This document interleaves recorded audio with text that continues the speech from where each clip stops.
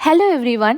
আজ কিন্তু কোনো অনুষ্ঠান বাড়ির মেনু না, আজ ছিল রবিবার দুপুরে আমার বাড়িতে কি খাওয়া দাওয়া হয়েছিল তার মেনু নিয়ে। কোনো লোক আসেনি, আমরা ঘরোয়াভাবেই সেদিন রান্না করেছিলাম বাসন্তী পোলাও এবং সাথে মাটন। এটা অনুষ্ঠান বাড়ির থেকে কম কিছু না। মাটনটা এতটা টেস্টি হয়েছিল এবং ঝোলটা এতটা কষা আর এতটা টেস্টি হয়েছিল, খেতে অসাধারণ লাগছিল এই পোলাওয়ের সাথে। মাটনটা যেরকম সুসিদ্ধ হয়েছিল সেরকম তুলতুলে হয়েছিল। মাটনটা ভেঙে এই ঝোলটা দিয়ে পোলাওটা মেখে খেতে সাথে একটু শসা, এই বাইটটা জাস্ট অসাধারণ ছিল। পাতে যদি থাকে এরকম তুলতুলে চর্বির পিস, তাহলে কি আর কোনো কথা আছে বলো তো?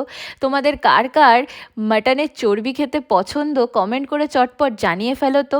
এরপরে শেষ পাতে ছিল হচ্ছে মিষ্টি দই এবং নলেন গুড়ের রসগোল্লা।